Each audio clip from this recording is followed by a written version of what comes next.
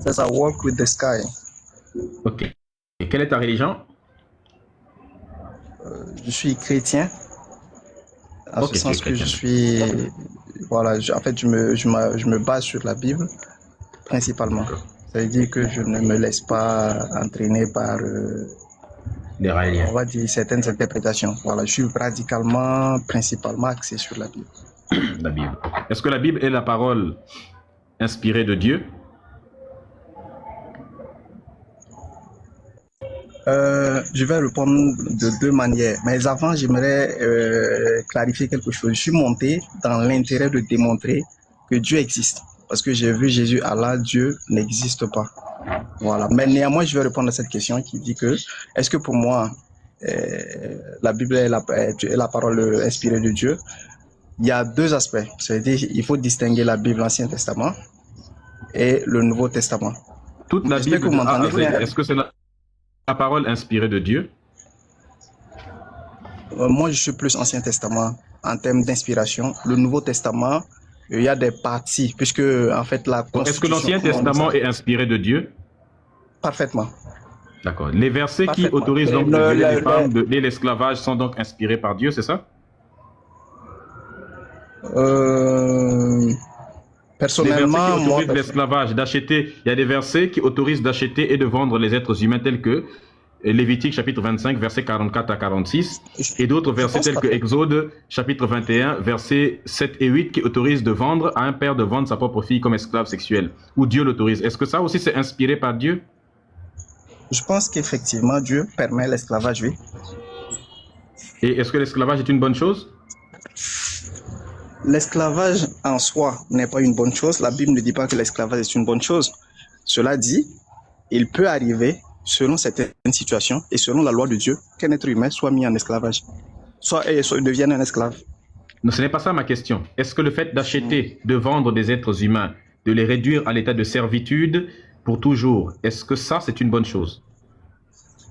Ce n'est pas une bonne chose. Dieu ne dit pas également que c'est une bonne chose. Justement, Dieu dit que la Bible ne dit pas que c'est justement Dieu l'autorise. C'est faux, puisque Dieu l'autorise dans le livre de Lévitique, chapitre 25, de 44 à 46, et même dans Exode 21. Non, autoriser, ça veut dire que admettre que ce soit des situations qui adviennent et comment on dit ça, légiférer là-dessus ne veut pas dire que Dieu trouve que ce soit une bonne chose. C'est comme faux. le fait de légiférer. Dieu permet. Légiférer, Dieu autoriser permet quelque chose, c'est être d'accord avec la chose en question. Bon, je reformule autrement. C'est-à-dire, par exemple, qu'on a, par exemple, selon la loi de l'Ancien Testament, l'homme, il est permis, quelquefois, Dieu recommande à l'homme de tuer dans certaines circonstances. Quand certaines violations, voilà, ou bien face à certaines violations, face à certaines fautes, Dieu demande de tuer.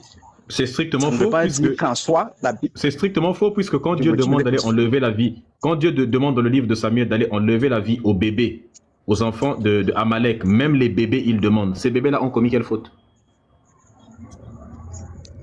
Non, justement, c'est pourquoi je suis en train de dire, là, on est en train de rentrer dans des questions profondes. Et pour ça, ça demande des explications. C'est un entendement. C'est une compréhension qu'il faut avoir de la Bible. Voilà. Maintenant, permettez-moi de vous poser ne serait-ce qu'une seule question avant de poursuivre. Tu n'as pas répondu à la question. Hein. Quand Dieu demande d'aller enlever la vie aux enfants d'Amalek, aux bébés, ces bébés-là avaient commis quelle faute? Je vais tenter de répondre à la question. Il faut comprendre que il y a des règles. Ça veut dire que spirituellement parlant, peut-être je suppose que vous le savez, il y a des règles. Ça veut dire que le monde des esprits consacre des règles. Il y a une justice. Voilà. Et selon cette justice, selon ces règles, en fait, il faut comprendre que, comme on le dit par exemple dans certains écrits, on dit par exemple que, comment on dit ça, la malédiction va jusqu'à la 3e, 4e génération, et la bénédiction va jusqu'à la 1000e génération. C'est-à-dire que les actes des parents ont des effets sur les enfants. C'est vrai que il y a un passage qui à un moment donné dit que voilà, il faut pas, comment on dit ça. Ça veut dire que l'enfant n'en mourra plus. Mais n'empêche que, en réalité, effectivement, les actes des parents ont des effets sur les enfants. Donc, autrement dit... C'est faux. C'est faux. Non, je termine. Ézéchiel chapitre 18. Non, je vais prendre un exemple pour illustrer. Attends. Non, permettez-moi de prendre un exemple pour illustrer. Sauf que ce que tu dis, c'est faux. Ézéchiel chapitre 18, verset 18. Attends, Permettez-moi de prendre un Ézéchiel exemple 18. pour illustrer. Attends, je te Non, lis un je vais verset de la illustrer, Bible. je n'ai pas fini, je suis d'accord Mais avec attends vous. d'abord, je te lis un verset de la Bible qui montre que ce que tu viens de dire est faux. Ézéchiel Mais chapitre moi aussi, je 18, veux prendre un aspect, verset 18. un verset biblique pour vous expliquer quelque chose. Pour Si finir tu mon me sors un explication. verset biblique qui dit le contraire de ce verset biblique, tu ne fais que démontrer aux yeux de 2800 personnes que la Bible est un livre contradictoire. Voici Non, ce que je dit suis la en train de Bible. dire que Tu viens de dire que... Attends, s'il te plaît. Qu'on aille de manière, comment on appelle ça, progressive. Dieu autorise d'aller enlever la vie aux bébés, aux enfants de Amalek. Puis ensuite, et c'est dans 1 Samuel chapitre 15, verset 3, pour ceux qui veulent savoir, veulent avoir des versets. 1 Samuel chapitre 15, verset 3. Il demande d'enlever la vie même au nourrisson, bébé qui vient de naître. Lui, il dit que oui, mais il faut savoir que... Je lui ai demandé, mais quelle faute les enfants ont commis? Puisqu'il a dit qu'il faut que quand on enlève la vie aux gens, c'est parce qu'ils ont commis des fautes. Il dit, oui, mais c'est des fautes qu'ont commis leur père. Ézéchiel chapitre 18, verset 18 à 20 dit, c'est son père qui a exploité les autres, qui a commis des extorsions envers ses frères, qui a fait au milieu non, 8 secondes, c'est son père qui a été oppresseur, qui a commis des rapines envers les autres, qui a fait au milieu de son peuple ce qui n'est pas bien. C'est lui qui mourra pour son iniquité. Vous dites, pourquoi le fils ne porte-t-il pas l'iniquité de son père? C'est que le fils a agi selon la droiture et la justice, c'est qu'il a observé et mis en pratique toutes mes lois, il vivra. L'âme qui pêche, c'est celle qui mourra. Le fils ne portera pas l'iniquité de son père et le père ne portera pas l'iniquité de son fils. La justice du juste sera sur lui et la méchanceté du méchant sur lui. Donc la Bible dit ici là, on ne juge pas l'enfant pour les crimes de son père, on ne juge pas le père pour les crimes de son enfant.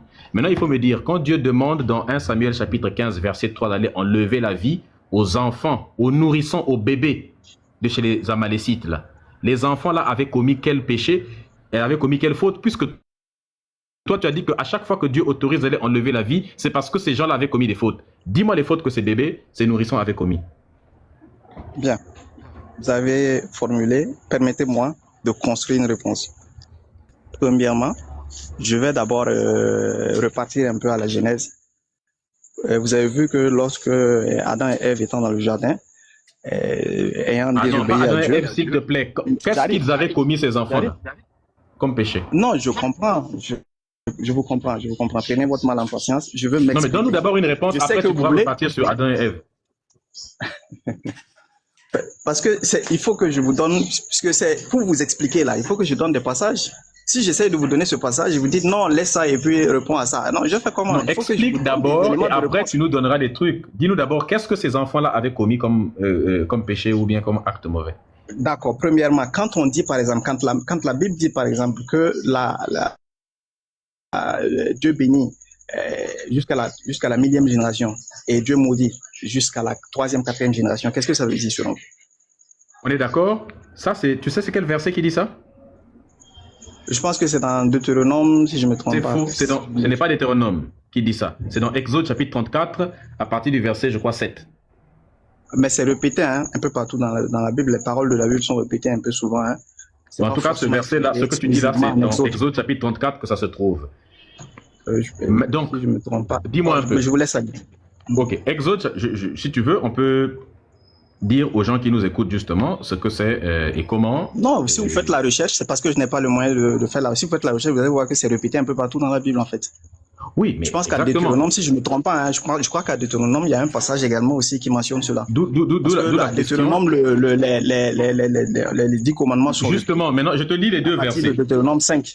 Regarde. Dans Ézéchiel 18, du verset 18 à 20, Dieu dit que c'est l'âme qui pêche, qui meurt, qui subit les fautes. Le fils ne va jamais porter les péchés de son père, et le père ne porte jamais les péchés de son enfant. C'est l'âme qui pêche qui est condamnée. La justice du juste sera sur lui et du pauvre sur le pauvre. N'est-ce pas? On est d'accord. Mais dans Exode chapitre 34, verset 7, Dieu dit que c'est lui qui punit. On dit, et l'Éternel passa devant lui, il dit, voilà Dieu miséricordieux, blablabla. Il dit, l'Éternel Dieu miséricordieux et compatissant, lent à la colère et riche en bonté et en fidélité, qui conserve son amour jusqu'à la 1000 générations et qui pardonne l'iniquité la rébellion, le péché, mais qui tient pour coupable l'innocent, qui tient le coupable pour innocent, et qui, je ne sais pas pourquoi tenir l'innocent pour coupable, et qui punit l'iniquité des pères sur ses enfants et sur les enfants de ses enfants jusqu'à la 3e et la 4e génération. Donc Dieu, maintenant, est-ce que ces deux versets, on est d'accord que sont contradictoires?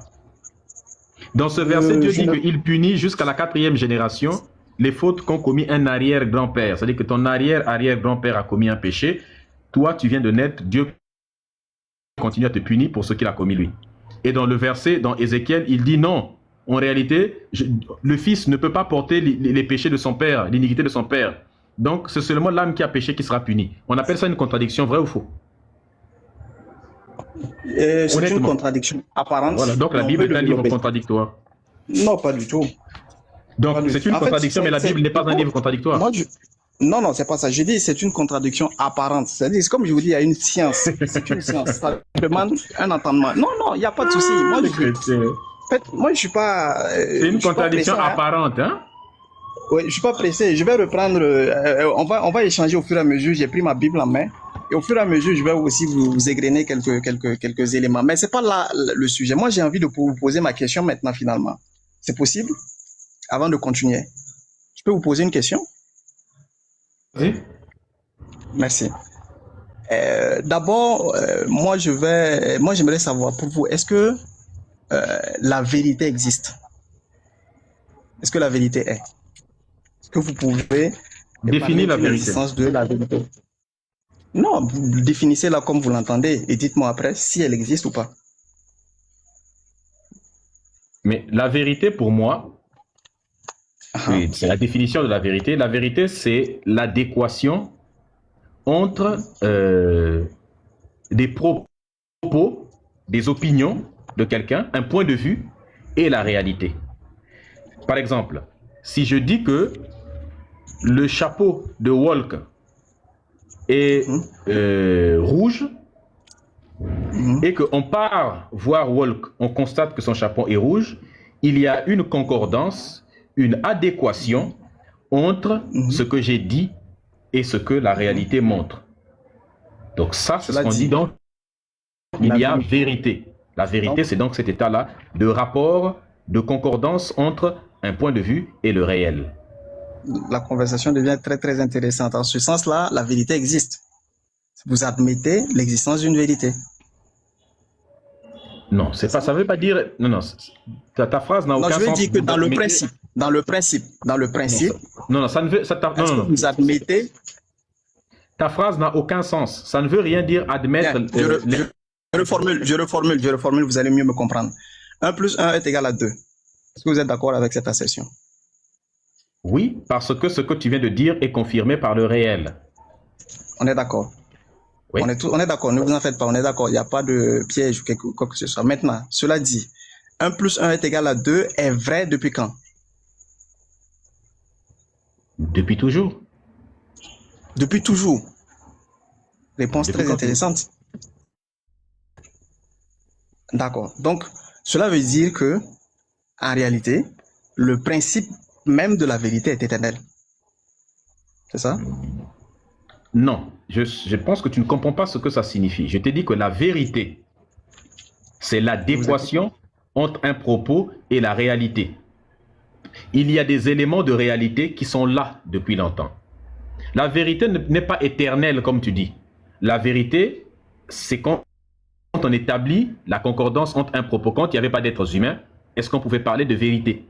La vérité est un concept que les êtres humains mettent en place. Avant les êtres humains, on ne peut pas parler de vérité. Puisqu'on ne sait pas s'il y avait d'autres types de personnes. Donc la vérité est relative. Non, je ne sais pas ce que tu dis. La vérité n'est pas, comment on dit ça, elle n'est pas objective, elle est relative.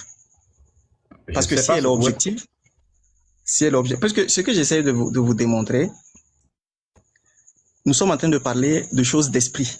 Nous ne sommes pas en train de parler. On ne parle pas d'esprit. De choses réelles, de choses physiques, j'ai envie de dire. C'est réel, mais c'est pas physique. Ma définition de la vérité est extrêmement claire. Je ne sais pas où est-ce que tu veux aller, ni ce que tu veux faire.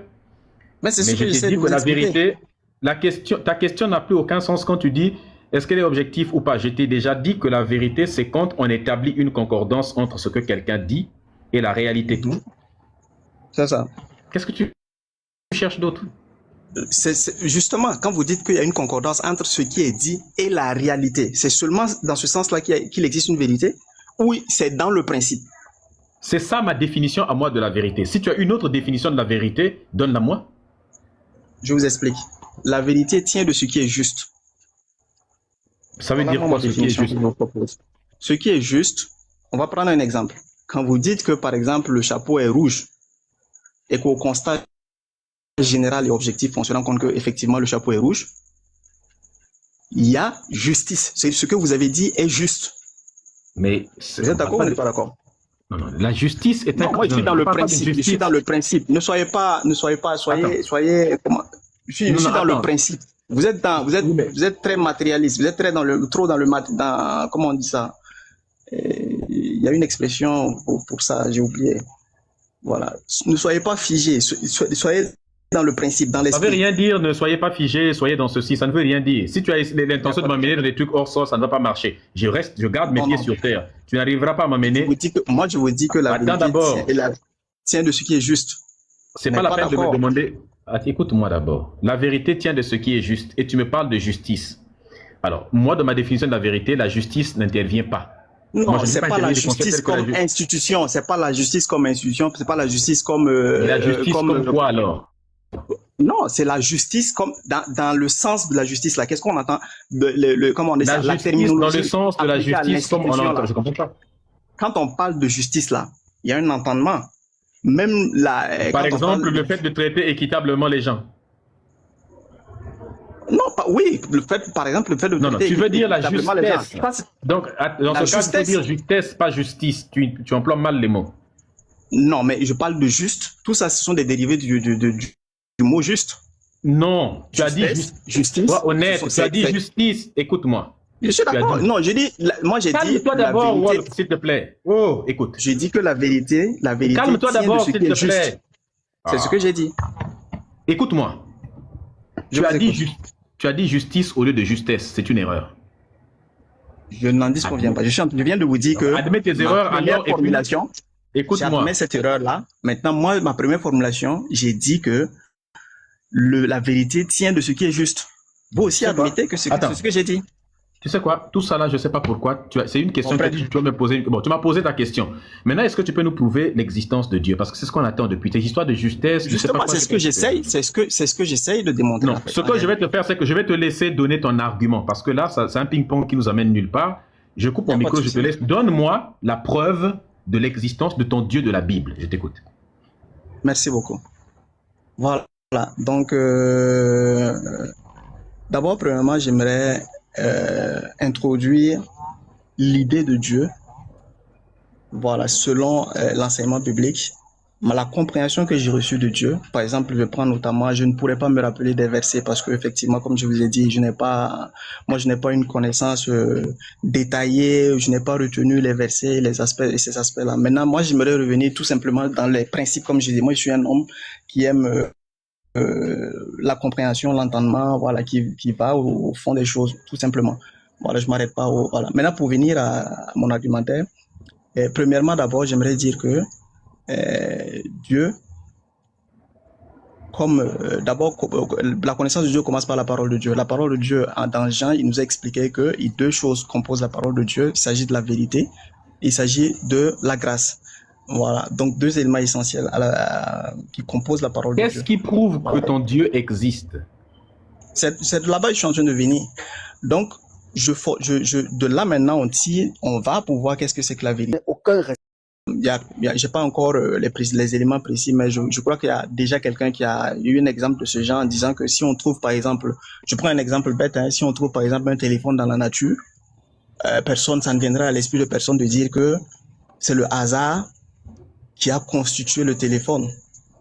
Pourquoi? Parce que c'est un appareil complexe qui implique, comment on dit ça, l'œuvre d'une intelligence.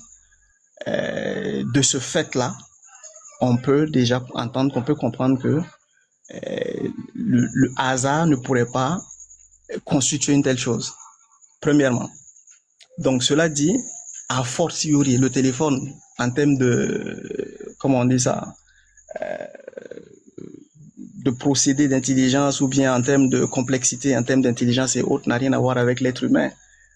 Voilà. D'autant plus que c'est l'être humain lui-même qui a fabriqué le téléphone. Ça veut dire que l'individu, l'être humain, est une œuvre beaucoup plus complexe, implique une intelligence d'un niveau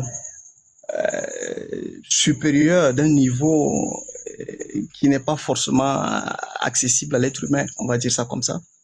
Voilà, ça c'est par exemple, je vais pour faire simple pour ne pas trop m'étaler parce que je sais pas pourquoi, mais je suis un peu crispé, je sais pas, je suis pas très à l'aise, donc mes mots m'échappent et puis je n'arrive pas à bien construire. Donc, mais je vais m'arrêter à ces deux éléments-là, c'est-à-dire le principe de vérité, comme je vous ai expliqué, la vérité en elle-même est éternelle, et en toute chose il y a la vérité. C'est-à-dire quand vous recherchez la vérité dans la formulation, dans l'existence d'une chose, vous allez retrouver comment je dis ça, en recherchant à l'intérieur, vous allez voir la vérité apparaître.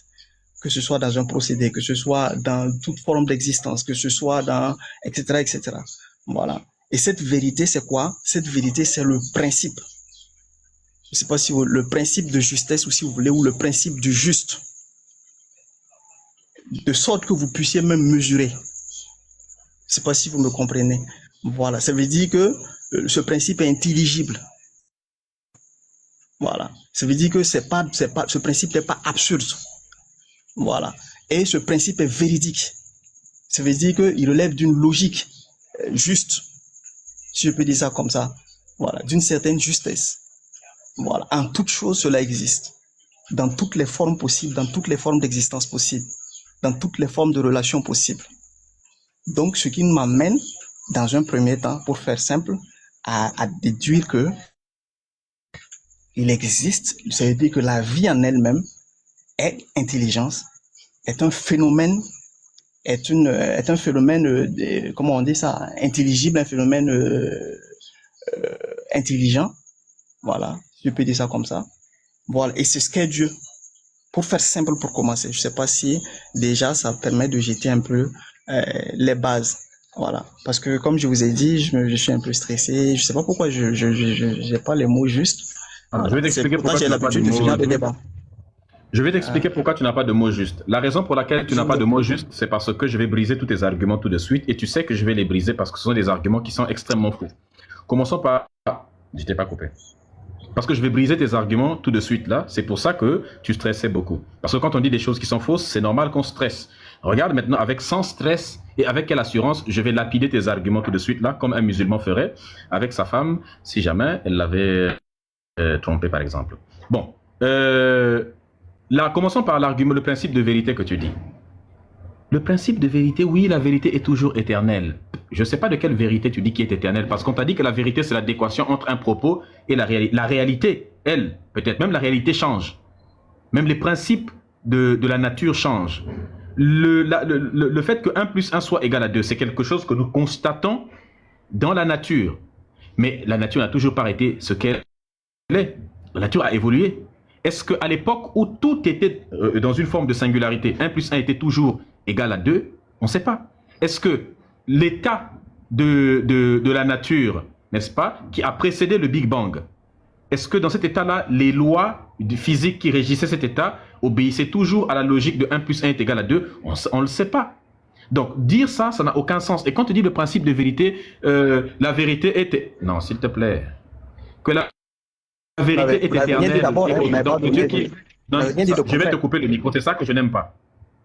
Tu as parlé, j'ai coupé mon micro, je t'ai laissé parler. Quand tu dis le principe de vérité, là, que la vérité est éternelle, si la vérité est éternelle, pourquoi Dieu ment dans la Bible alors? Dieu devrait être l'esprit de vérité. Tu essaies d'assimiler Dieu avec l'esprit de vérité. Mais ça, c'est quel esprit de vérité qui raconte des mensonges dans la Bible? Dieu dit que le soleil a été créé le 4e jour. D'où le soleil a été créé le 4e jour. Dans le livre de Genèse, il y a plein d'erreurs. Le soleil de Genèse. Le soleil créé le 4e jour. Si le soleil a été créé le 4e jour, les 3 premiers jours, il les a eus où? Il dit que ça a été créé le 4e jour. Et pendant ce temps, la Terre existait déjà. Or, c'est faux. La Terre s'est formée il y a 4,5 milliards d'années. le soleil est beaucoup plus vieux que la terre. Donc il ne peut pas dire que le soleil a été créé le 4e jour après avoir créé les arbres, les rivières sur terre. Ça n'a aucun sens. Les arbres là vivaient comment? Puisque l'arbre, pour exister, il faut les rayons ultraviolets du soleil qui viennent provoquer un phénomène qu'on appelle la photosynthèse, notamment où l'arbre absorbe du dioxyde de carbone pour rejeter du dioxygène. Comment ça pouvait exister ce phénomène-là de respiration de l'arbre en quelque sorte? Ça n'existait pas. Donc, ton Dieu nous dit une fausseté sur le plan scientifique. C'est extrêmement faux. Si la vérité est universelle, les mensonges de ton, la vérité est éternelle, les mensonges de ton Dieu aussi c'est que le sont. Donc ton Dieu, c'est le plus gros menteur, puisque ce qu'il a dit est faux. Il ne peut pas être l'esprit de vérité, puisqu'il raconte des mensonges. C'est strictement faux. Dieu dit dans la Bible qu'il a créé des grands luminaires pour... Dieu dit qu'il a créé des grands luminaires. La famille, s'il vous plaît, est-ce qu'on peut sécuriser le live, s'il vous plaît? Est-ce qu'on peut sécuriser le live? Dieu dit qu'il a créé des grands luminaires pour présider au jour et des petits luminaires pour présider à la nuit. Donc les étoiles, des petits, la lune, un petit luminaire, le soleil, des grands luminaires, et il a créé des étoiles. Ce qu'il ignorait, c'est que les étoiles, ce sont des soleils autour desquels tournent d'autres planètes. Ce sont des espèces de soleils auxquels d'autres planètes tournent. Donc il ignorait même que c'est aussi... Il ne peut pas dire j'ai créé des étoiles et des grands luminaires, puisque ces étoiles sont des fameux grands luminaires en question. Dieu dit dans le livre de Genèse chapitre 2 qu'il a créé d'abord la terre, puis ensuite il a formé l'homme, à partir du verset 4 jusqu'en bas, il a créé l'homme, puis après l'homme il a créé les arbres, après les arbres il a créé les rivières, les cours d'eau, après ça il a créé les animaux, n'est-ce pas? Puis après les animaux, plus tard il ira créer la femme, ce qui est strictement la femme en dernier, bien évidemment, en toute misogynie biblique. La femme créée en dernier parce qu'il a d'abord créé l'homme et qu'il voyait que il n'était pas bien que l'homme soit seul. Donc il faut lui créer une aide. Donc comme si on ne voulait pas vraiment créer la femme, et puis bon, on se dit, bon, comme l'homme il est tout seul, la vraie personne qu'on voulait créer, tiens, on va lui créer une aide juste pour le distraire en quelque sorte. Ça, c'est de la misogynie biblique dans toute sa splendeur. Et donc Dieu, cette logique est fausse. Dire que l'être humain a existé sur Terre avant toute autre chose, c'est faux. Les arbres, et il y a des arbres qui sont beaucoup plus vieux que les êtres humains sur Terre. Des arbres ont existé avant les êtres humains. Les dinosaures, à l'époque où ils ont existé, il y a à peu près 60 millions d'années, il n'y avait pas d'humains. Il n'y avait pas d'humains à l'époque des dinosaures. Les humains n'existaient pas. Donc c'est faux de dire que nous avons précédé les animaux. Et des mensonges comme ça dans la Bible, il y en a plein. Il y en a plein. Dieu dit dans la Bible que le lièvre est un ruminant. Le lièvre n'est pas un ruminant, c'est écrit dans la Bible pourtant. Donc il y a des erreurs de calcul, des erreurs de X ou de Y. Dans la Bible, Dieu dit qu'il y a eu un déluge. C'est strictement faux. Il n'y a jamais eu un déluge à l'époque où vivaient les êtres humains qui a recouvert toute l'humanité. C'est un mensonge. La science a démontré que c'était faux. Bon, venons donc ton Dieu, esprit de vérité universelle, c'est des conneries. Venons-en à ce que tu as dit à propos de l'argument de l'horloger. L'argument que tu as utilisé, tu ne sais pas comment ça s'appelle, on appelle ça l'argument de l'horloger. L'argument de l'horloger, ça se trouve dans un ensemble de grands arguments qu'on appelle les arguments téléologiques, n'est-ce pas? Les arguments téléologiques. Et l'argument téléologique que les gens ont l'habitude d'utiliser souvent, c'est cet argument-là qu'on appelle l'argument de l'horloger. Ah bon, c'est très simple, hein? Pourquoi l'horloger? Parce que celui qui a énoncé cet argument à l'époque, n'est-ce pas? Il avait utilisé l'exemple d'une horloge. Il dit, imaginons quelqu'un a trouvé une horloge. Toi, tu as utilisé le téléphone. On va prendre le téléphone tel que toi, tu l'as dit. Supposons que quelqu'un aille trouver un téléphone au bord d'une plage. La personne dit, tiens, ça c'est un téléphone. Eh bien, tu te dis, je répète ce que tu as dit, la personne ne peut pas dire que ce téléphone a été créé par hasard. La personne va automatiquement supposer que ce téléphone a été fabriqué par quelqu'un d'intelligent. Donc, de la même manière, l'univers a été créé, nous aussi on a été créé par quelqu'un d'intelligent. Ce sont des foutaises. Premièrement, pourquoi tu dis que le téléphone, si tu trouves un téléphone, qu'est-ce qui te permet toi de dire que ce téléphone-là, de reconnaître un téléphone déjà, et de savoir que c'est un téléphone? C'est parce que tu sais ce que c'est qu'un téléphone. Quelqu'un qui n'a jamais entendu parler d'un téléphone, qui n'a jamais vu un téléphone, qui trouve un téléphone, il ne peut pas savoir que c'est un téléphone déjà. Premièrement donc, prenons l'exemple d'un homme préhistorique. On est dans la préhistoire. L'homme des cavernes, il sort de sa grotte, de sa forêt, il vient dans une plage, il trouve un téléphone. Qu'est-ce qui lui permet de dire que ça c'est un téléphone? Parce que toi, tu dis ça parce que tu connais le téléphone, tu sais comment les êtres humains fabriquent les téléphones. Tu connais l'écran. Tu sais ce que c'est que l'écran? Il est composé du verre. Tu connais le verre. L'écran est fait, le téléphone est fait de plastique. Tu connais le plastique. Il y a des caméras, tu sais que c'est des caméras. Il y a du métal dans le téléphone, tu sais ce que c'est que le métal, comment c'est fabriqué. Il y a de l'or dans le téléphone, tu sais l'or. Il y a plein d'éléments dans le téléphone, tu sais ce que c'est. N'est-ce pas? Donc tu connais le processus de fabrication des téléphones, tu connais son principe, tu sais depuis quand les êtres humains ont l'habitude de fabriquer ce genre de choses. Donc quelque part, lorsque tu parles du téléphone, voilà les éléments qui te permettent de le reconnaître. Mais quelqu'un qui ne connaît pas ça, comment peux-tu le reconnaître dans un téléphone? Un homme qui sort des cavernes, il n'a jamais vu ça. Qu'est-ce qui peut lui permettre de dire que ça c'est un être humain qui l'a fabriqué, un être humain intelligent? Quelle différence est-il capable de faire entre ce téléphone-là et, je ne sais pas moi, un animal? Peut-être qu'il va dire que c'est un animal. Quelle différence il peut faire entre le téléphone et un animal? Il pensera peut-être que c'est un élément de la nature. Et s'il trouve plusieurs téléphones dans la nature, qu'est-ce qui lui permet de dire que ce n'est pas simplement une sorte de caillou ou bien une sorte il y a des éléments qui sont beaucoup plus complexes dans la nature. Des animaux, n'importe quel animal est infiniment plus complexe qu'un téléphone, par exemple. Donc ça n'a aucun sens de dire que, oui, mais si on trouve un téléphone, on va supposer, il ne peut pas supposer que c'est Dieu. Maintenant, toi-même, supposons que tu trouves quelque chose, quelque part dans une forêt, cette chose-là n'a aucune forme que tu connais, la chose n'est composée d'aucun matériel que tu connais, d'aucun matériau que tu connais sur Terre. Cette chose n'a pas de forme, pas de matériau, ça n'a aucune structure que tu connais. Tu ne connais strictement pas. Qu'est-ce qui peut te permettre de déterminer que cette chose-là est le fruit d'un esprit intelligent ou bien d'une personne intelligente qui l'a fabriquée? Rien. Factuellement, qu'est-ce qui peut te permettre de dire ça? Rien du tout. Je peux commencer à répondre? Oh, j'ai pas fini. Répondre à quoi? C'est moi qui réponds à tes arguments, tu dis que tu veux répondre. Donc, il n'y a rien qui peut te permettre de répondre à ça, dire que, voilà, ça a été fait par un esprit intelligent, par une personne intelligente, c'est strictement faux. Donc, l'argument que vous utilisez, d'ailleurs même, on a démontré, il y a des études, par exemple les études de Ilya Prigogine sur des structures dissipatives, ont montré que des éléments complexes peuvent exister sans avoir besoin d'une intention ou d'un créateur. Sans avoir besoin d'un créateur. Donc les gens qui disent que les éléments complexes doivent avoir une intention, un créateur, c'est faux. Ilya Prigogine a d'ailleurs eu un prix Nobel sur ça, sur ce qu'on appelle les structures dissipatives et puis des cellules de convection. On n'a pas d'intention au départ, on n'a pas de volonté au départ et quelque chose de complexe apparaît. Par exemple, il y a aussi la sélection naturelle, l'évolution. L'évolution finit par produire des organismes qui sont extrêmement complexes.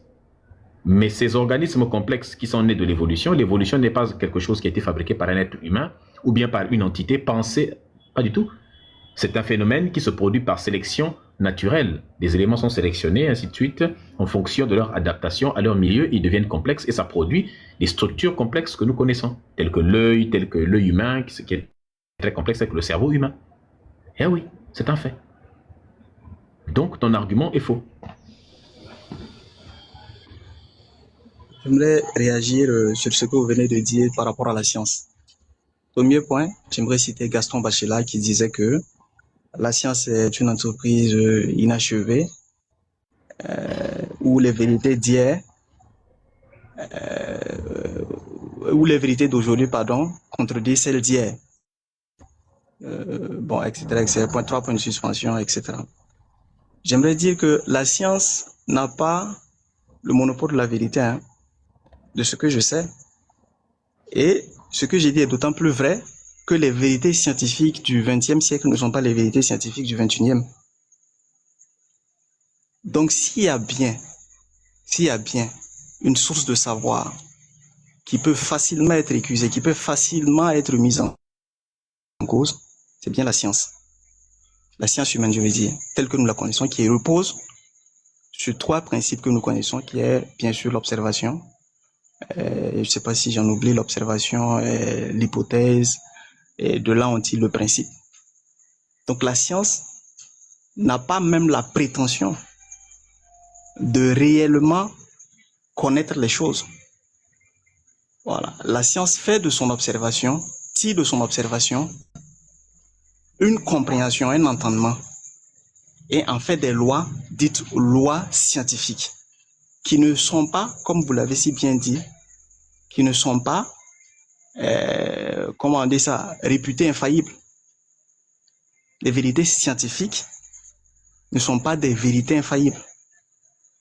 Donc quand vous me dites que le soleil existe depuis tel nombre d'années, quels sont les éléments que vous avez?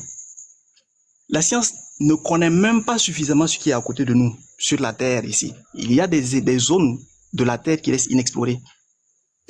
Il y a des éléments de la vie qui échappent complètement à la science.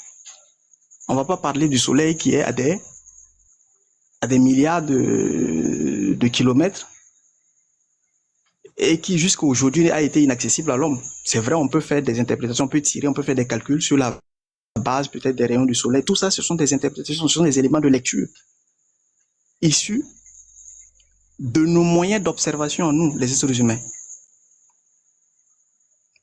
Nous sommes limités. Nos moyens sont également limités. Je ne sais pas si on m'entend, parce que je ne sais pas, parce que vous êtes là? Que tu finisses. Ah d'accord, parce que en fait, un temps je me demandais si le téléphone n'avait pas un souci. On est impatient que tu puisses finir vu que ce que tu dis n'a pas beaucoup de sens. Il n'y a pas de souci, vous aurez le temps de me contredire. Et j'aimerais pour me reprendre, pour me corriger, parce que en temps j'avais dit que dans Deutéronome également, il y avait le passage que j'avais tantôt cité au début, au commencement. Et voilà, je veux citer Deutéronome 5, 9. On dit, tu ne te prosterneras point devant elles, tu ne les serviras point. Car moi, l'Éternel, ton Dieu, je suis un Dieu jaloux qui punit l'iniquité des pères sur les enfants jusqu'à la 3e et à la 4e génération de ceux qui me haïssent et qui fait miséricorde jusqu'à 1000 générations à ceux qui m'aiment et qui gardent mes commandements. Ce n'est qu'un élément d'interprétation. Je n'ai pas la prétention d'avoir le savoir absolu sur ce que dit la Bible. Mais je pense que peut-être quand la Bible précise que on dit que comment on dit que la 3e génération, 4e génération de ceux qui me haïssent, c'est une précision qui peut-être change quelque chose, qui peut-être change la donne. Puisque les règles de Dieu s'appliquent différemment de ceux, c'est-à-dire par rapport à ceux qui le suivent, ceux qui l'adorent, ceux qui marchent selon sa volonté, ceux qui recherchent sa volonté, ceux qui l'aiment, de ceux qui ne l'aiment pas, entre guillemets, ou ceux qui en réalité sont en rébellion, entre guillemets, on va dire ça comme ça. Je pense que toute la Bible est parsemée d'exemples par rapport à cette situation. La preuve ultime, c'est que le peuple de Dieu avait sa loi, le peuple de Dieu avait son comportement, mais je pense également qu'il y a des passages bibliques qui indiquent que les autres formes d'organisation des autres peuples également aussi, voilà, sont ce que Dieu leur a donné dans l'entendement de la Bible. Donc ça veut dire qu'il a donné une chose à ceux qui ne le connaissent pas et autre chose à ceux qui le connaissent. Et Dieu lui-même, en tout cas, s'applique à distinguer ceux qui le connaissent de ceux qui ne le connaissent pas. Et il nous enseigne qu'il agit différemment envers ceux qui le connaissent et autrement encore également envers ceux qui ne le connaissent pas. Pardonnez mon français qui, par moment, voilà, n'est pas vraiment au point. Je m'y applique. Cela dit, pour revenir à ma construction, ce que j'ai tenté de construire tantôt, je disais, moi, je formule sur le principe de la vérité. Et je disais que, pour moi, le principe de la vérité tient de ce qui est juste. C'est ma compréhension, hein. La vérité tient de ce qui est juste.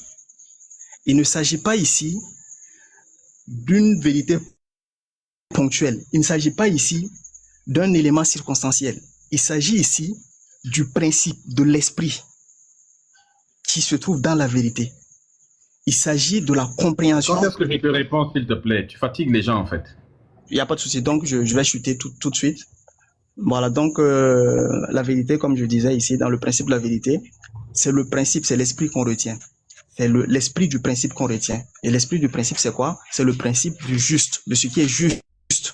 C'est ça la vérité. Ce qui est fidèle à ce qui est, comme vous l'avez dit tantôt.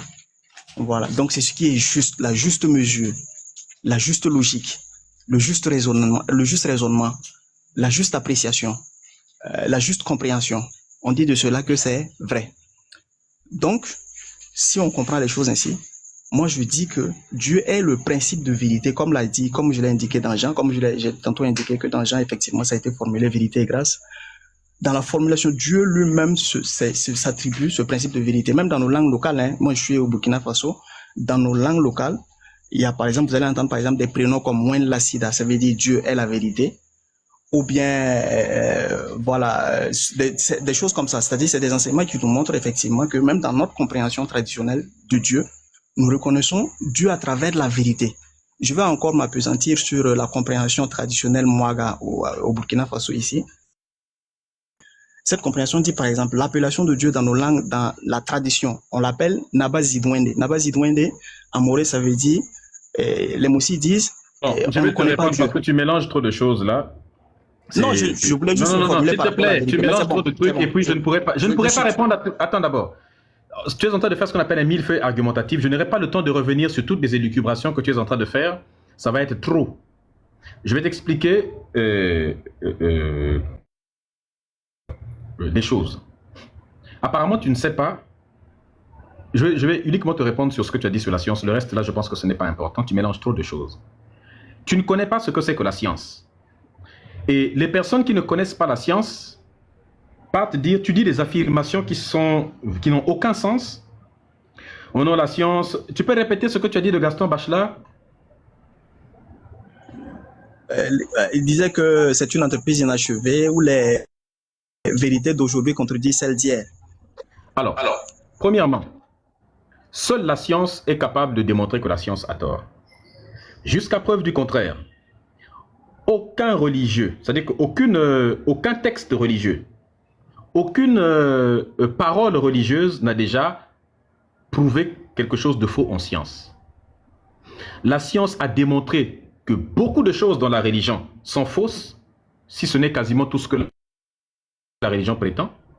Par contre, il n'y a rien, je dis bien rien, dans la religion qui a réussi à prouver que la science a tort. La seule chose capable de prouver qu'une chose dite par la science n'est pas vraie, c'est la science elle-même.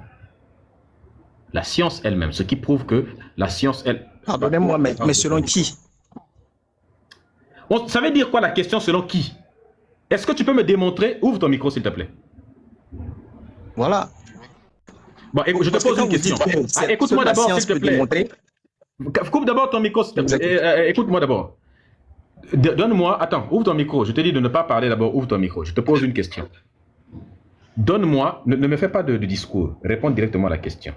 Cite-moi un seul exemple de quelque chose de non scientifique qui a prouvé que la science a tort. Vas-y. Particulièrement de religieux.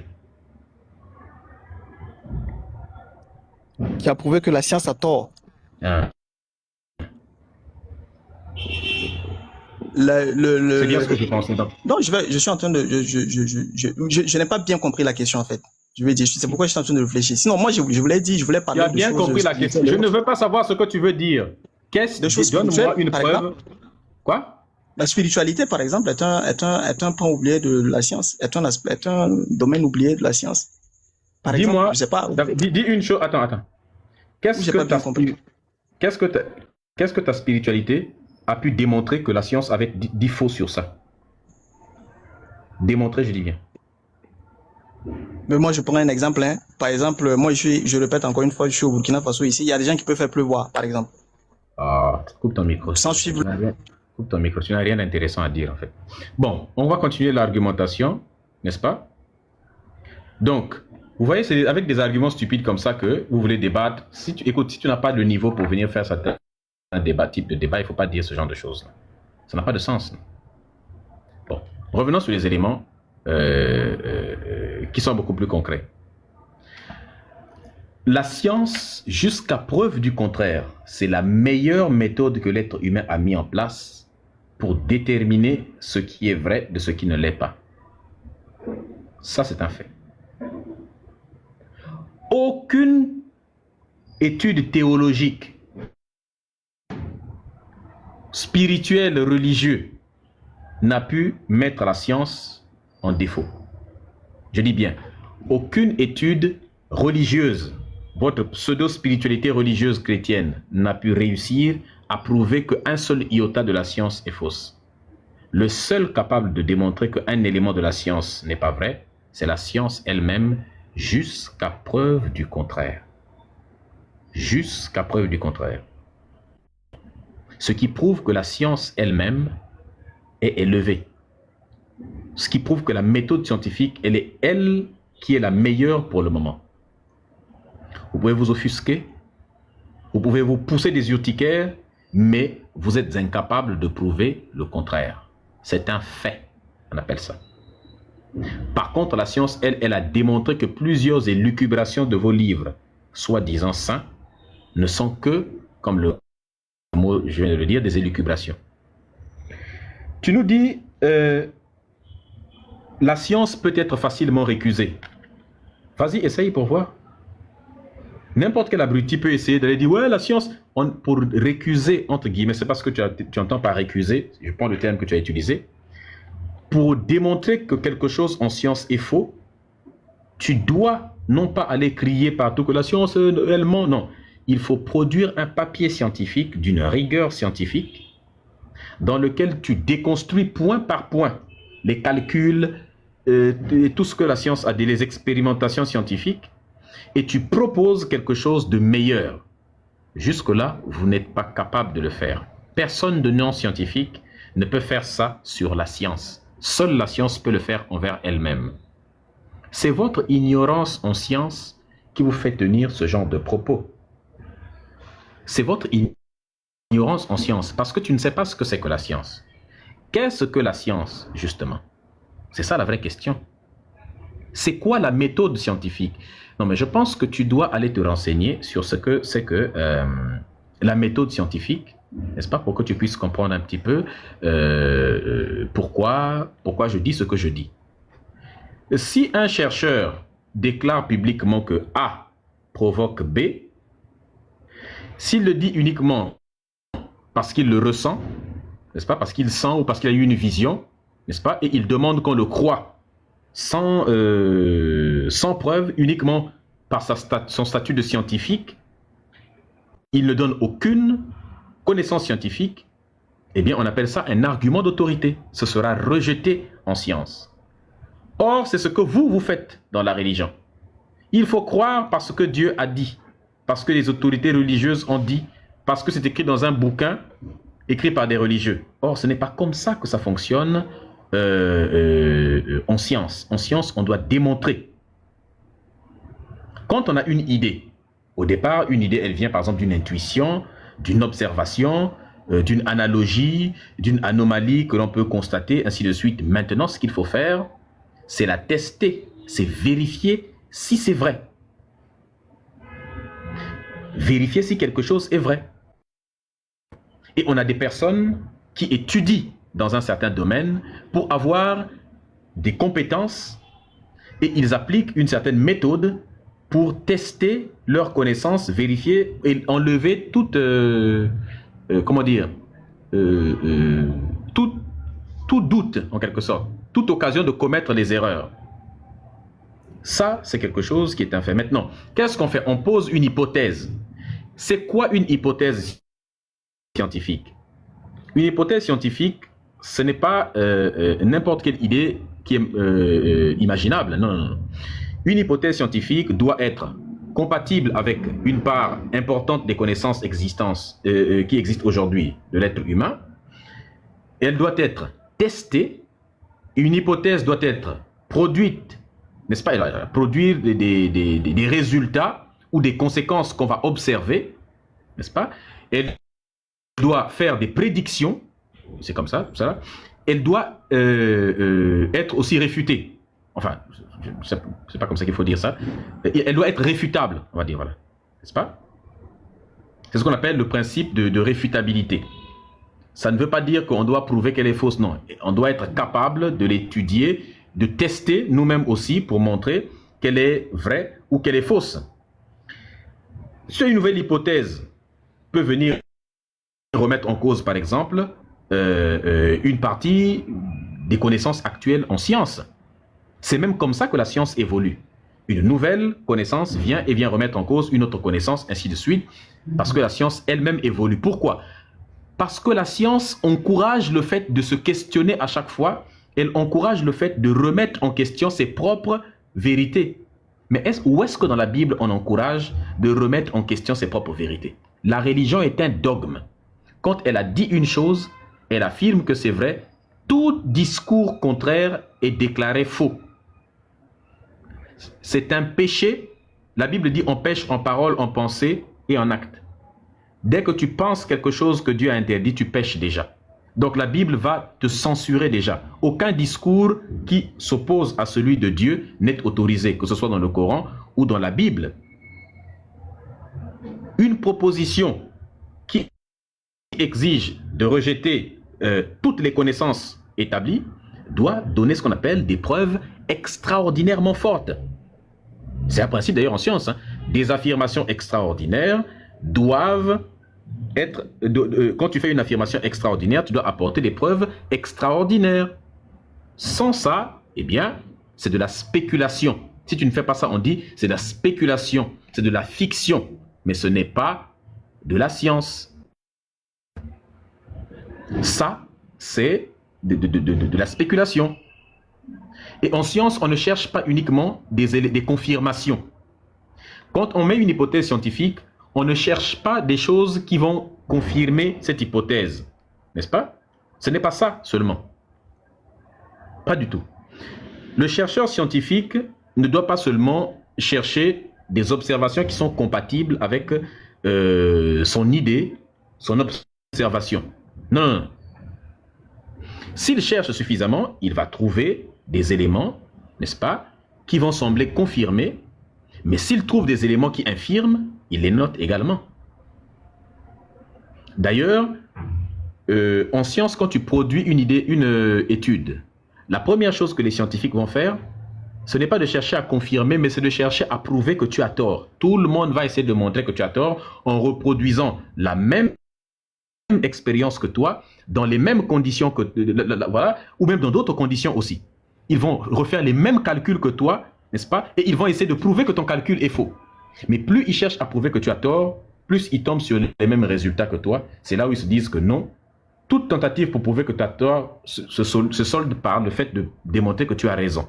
C'est comme ça que on détermine que oui, quelque chose est vrai. Et il y a donc des principes, ça donne un principe qu'on appelle le principe de réfutabilité.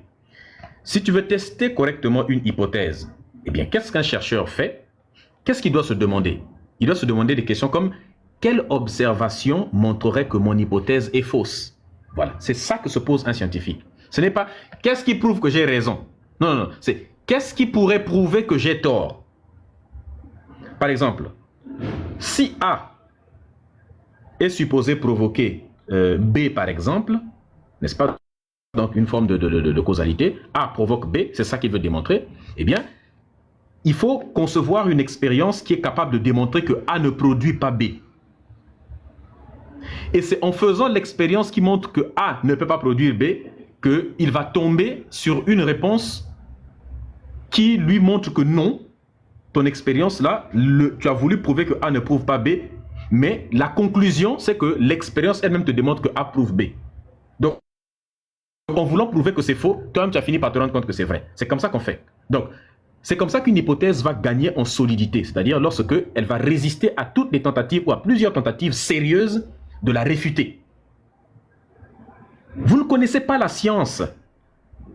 Vous êtes ignorant en science, les religieux, voilà pourquoi vous dites que, ouais, mais vous savez, la science, elle doit encore progresser, elle doit encore affirmer les choses. Arrêtez avec ça en réalité.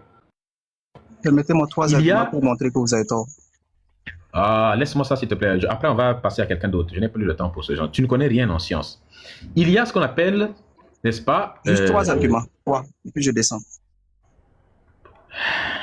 Non. Il y a, par exemple, dans le cadre de la médecine, ce qu'on appelle la randomisation et... Bientôt, je vais te faire descendre. J'ai pas fini. Je suis en train d'enseigner des vraies choses qui sont beaucoup plus importantes que tes histoires. Il y a ce qu'on appelle la randomisation, n'est-ce pas, et l'équilibrage. Quand on fait, par exemple, un test, on prend des participants, des participants, par exemple, dans un test en médecine, hein, par exemple, on les repartit de façon aléatoire, hein, hasardeuse comme ça, on les répartit directement, on les met de manière équilibrée. Si un groupe reçoit de l'eau, par exemple de l'eau bénite, n'est-ce pas, et que dans ce groupe-là, il y a par exemple il y a des joueurs professionnels, eh bien, les meilleurs résultats peuvent provenir, par exemple, de leur expérience plutôt que de l'eau qu'ils ont bu. Donc, dans le principe de randomisation, par exemple, on va faire en sorte de créer un groupe aveugle où on mélange les gens, n'est-ce pas, où ils ne se connaissent pas, où ils ne connaissent même pas qu'ils vont subir un test, et on leur fait subir le test en question sans qu'ils sachent qu'ils sont en train de passer un test. Pour qu'on ait des résultats qui ne vont pas être biaisés, par exemple. Il y a ce qu'on appelle le double aveugle aussi, par exemple. Si des joueurs ne sont pas, par exemple, ni les joueurs, ni les personnes qui font, par exemple, les expérimentateurs, ceux qui vont les faire passer l'expérience, ne sont pas en contact direct, n'est-ce pas? Ils ne savent pas ce qu'ils vont recevoir, eh bien, ça aussi, c'est quelque chose qui est positif. On va conserver l'information jusqu'à ce qu'on arrive à l'analyse finale. On va donc limiter dans l'expérience les comportements volontaires qui peuvent influencer, par exemple, les résultats. On va mettre de côté aussi les attentes, par exemple, des personnes qui font qui font l'expérience. On va essayer d'éviter les effets placebo, n'est-ce pas? On va essayer de limiter le fait de les encourager, de les traiter différemment, ainsi de suite, pour éviter que les résultats soient biaisés. Toutes ces choses-là. Mais en fait, bon, je pense que je devrais faire un live spécial sur... qu'on appelle ça? Un live spécial sur la méthode scientifique. Il y a la documentation, n'est-ce pas, des expériences qu'on a eues dans le laboratoire, ou bien dans, je sais pas, dans n'importe où. Il y a la relecture des pairs, c'est-à-dire que les personnes qui sont dans le même domaine vont relire, n'est-ce pas, pour vérifier un petit peu la pertinence de ce que tu dis, la qualité des protocoles que tu as faits, vont analyser les données que tu as recueillies, les calculs que tu as réalisés vont être recalculés et revus par les autres. On va voir les conclusions que tu as vues comparées avec les conclusions que eux y voient. On va voir les limites de ton étude, ce qu'il permet de dire, de ce qu'il ne permet pas de dire, ainsi de suite. Donc, et quand les gens y voient, ils peuvent soit refuser ton article, ils peuvent demander qu'on modifie, ils peuvent voir, donne-nous des informations supplémentaires. Il y a plein d'éléments. Ils peuvent te demander d'expliquer 2-3 éléments, de justifier des résultats, des trucs comme ça là. N'est-ce pas? Il y a des pré-publications. D'abord, après, on peut retirer une publication quand elle a été faite. Il y a beaucoup de choses comme ça. Même le fait de relire, c'est pas infaillible. Il y a ce qu'on appelle... En fait, il y a tellement de choses que ce serait trop long. Bref, ne critique pas la science si tu n'as pas fait de science et si tu ne connais pas ce que c'est que la science. Tout ce que je viens de te citer. Permettez-moi 3 mots. Juste 3 mots. Premièrement, je vais appeler Auguste Comte, un adepte de la mère des sciences. Non, excusez-moi juste un instant. Auguste Comte qui disait que tout est relatif et cela seul est absolu. Deuxièmement, un scientifique, Albert Einstein, ses travaux sur la théorie de la relativité, qui postule, selon ce que j'ai compris, que tout est relatif. Pour terminer, ça veut dire tout est relatif, ça veut dire que rien n'est absolu. Ça veut dire que tout ce que vous dites là, ça ne tient pas. Je sais pas ce qu'il voulait dire dans tout est relatif. Pour finir, si ce que vous dites est vrai, si ce que vous dites est vrai, ça veut dire que toute la communauté scientifique devrait être d'accord sur l'ensemble des vérités scientifiques, ce qui n'est pas le cas. Quoi? Sur pratiquement chaque vérité scientifique, il y a des dissidences, il y a des discussions, il y a des débats, il y a des divergences. La communauté scientifique n'a jamais été d'accord sur un point scientifique. Non, c'est faux. De ce que je sais. C'est faux. Je vous laisse commenter. Moi, j'ai fini. Je vous La communauté scientifique... J'allais développer. Attends. Mais bon. Attends. Quand Einstein dit déjà, tu racontes n'importe quoi. Einstein, quand il te dit que tout est relatif, ça ne veut pas dire ce que tu viens de dire là. Ça ne veut pas dire que la vérité n'existe pas. Non. Il te dit simplement que les lois de la physique changent selon l'endroit où on est, par exemple, ou bien selon où on se trouve quand on les observe. Et il disait ça au sujet de la relativité restreinte, je pense, quand il faisait l'expérience avec le train. Par exemple, il dit que tout est relatif, mais relatif en fonction de l'observateur, de où se trouve la personne qui observe, par exemple, la vitesse de quelque chose. N'est-ce pas? Par exemple, de la relativité. Oui. Quoi? Là, il y a la théorie de la relativité a deux composantes, je pense. La relativité restreinte. Et la générale. Et l'autre. Et la générale. Ça change quoi? Vous avez évoqué uniquement la relativité restreinte. Et alors? Je pense que la générale répond mieux à ce que j'ai dit, à mon argument. Toi là, je suis sûr que tu ne connais pas la physique, hein? Rassurez-vous, je ne suis pas scientifique. Je suis littéraire. Ah, c'est pour ça en fait. Bon, maintenant, évite de parler de science si tu es littéraire. Ou bien, essaie de ne dire en science que ce qui est vraiment rigoureusement vérifié.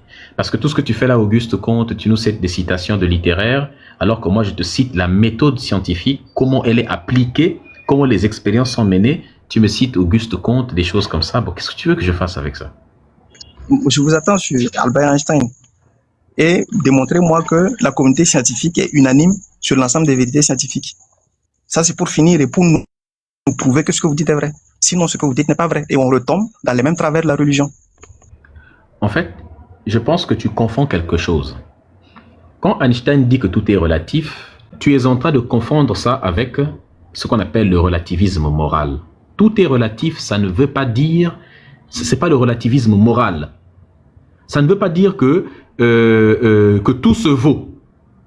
Ou bien que tout ne se vaut pas. Ce n'est pas ça que ça veut dire. Est-ce que tu comprends un peu ce que je veux dire? Je vous écoute. J'entends bien ce que vous dites. Effectivement, ça veut dire que c'est vrai que la théorie est portée sur la physique. Et les mathématiques, parce que c'est une règle, et les mathématiques aussi, parce que c'est une règle mathématique sur le mouvement et la mesure.